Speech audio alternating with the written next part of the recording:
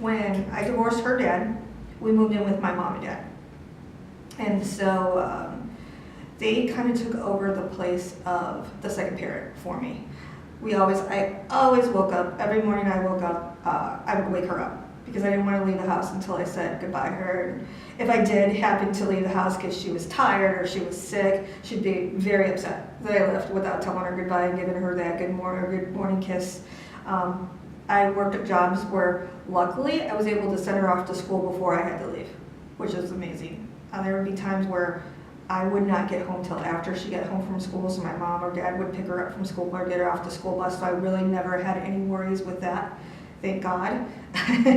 But we always said good morning. We always went to sleep at night with this ritual that we had where I had to do a little Tourette dance before I then throw her into the bed, and there was about 5 goodnight kisses, and sometimes we'd fall asleep to a movie but we got into the habit of sharing a bed, falling asleep in the same bed, watching TV or telling each other stories, or she couldn't sleep, so I'd stay there and lay next to her and end up falling asleep too. I feel like if she wasn't with me on that everyday basis and I wasn't with her, we wouldn't have like the trust to completely be ourselves around each other that we do. If I had other siblings, like if she had some brothers and sisters, I feel like I'd have to treat them all equally. So she wouldn't have got the attention that she got growing up where, we were together in the morning, we were together at night, I'd call her on works at break, she'd call me from school to tell me like she got an A or a cute boy that winked at her or something like that. So we definitely feel if we had to share attention with a husband or a sibling, it wouldn't have been the same. And then, at first I felt bad and I wish I could have given her siblings, but now at this point in her life I have zero regrets. So, our relationship is phenomenal.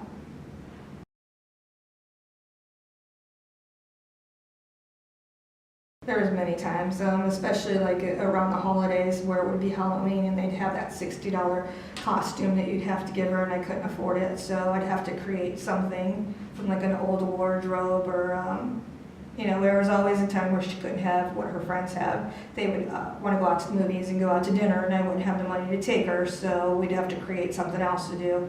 And then there were times where it'd be summer and there would be a festival coming around or like Elmo Live, or there was always something. It was always more than I can afford, so I'd actually create things that we could do that were that I'd still notice I gave her attention, she went out, she had a good time. Like we would have picnics in a park and we would have tea parties where we would create different, we'd play role play. Like she gave me the tea name of Miss Diana and I gave her the tea name of Miss Kelly. And, we'd make these little dishes and kind of pretend that we were from London and Britain. And, it was just role play, imaginary games that we would make up. Or there was a time where I wanted to take her out and we sat home for about a week and I knew she was kind of stir crazy from being in the house. It was right after Halloween, so I took her glow-in-the-dark Halloween makeup and I actually we painted on the walls different things like spaceships and stars and moons, and every night when she would go to bed, we'd spend 1 hour creating stories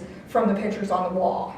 Like scenarios of, there's an alien and he came down and he crashed on the moon, and we'd end up laughing and falling asleep laughing. And she had told me right before she left to college that she knew her friends had money, they were going out all the time, they had the newest clothes and the newest shoes and the newest cell phones, but she felt like she still had the best relationship with her parent and that she wouldn't trade it for the world. So, and she also told me that she never felt like she needed anything or missed out on anything, which just made everything kind of, it nullified that I was doing a good job as a mother, and it made everything better. It made life worth living and sacrificing for.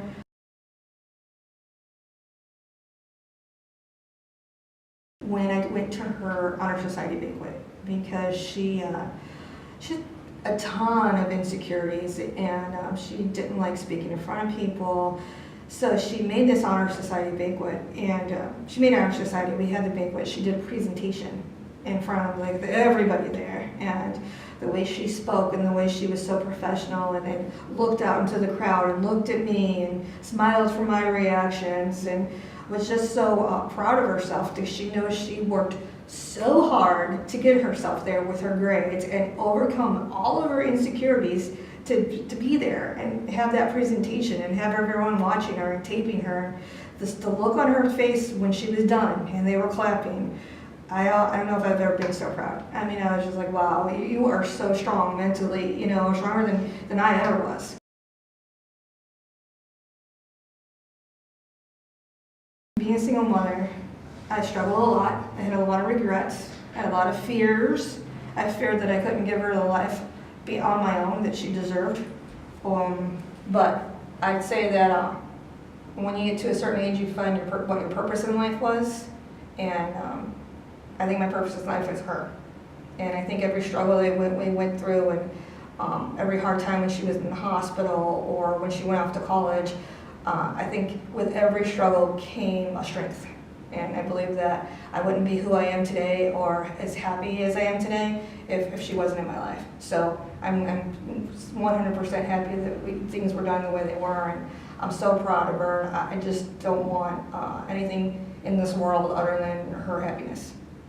So she taught me how to love. I didn't know how to love before her, and she taught me how to love and what it feels like to be loved. So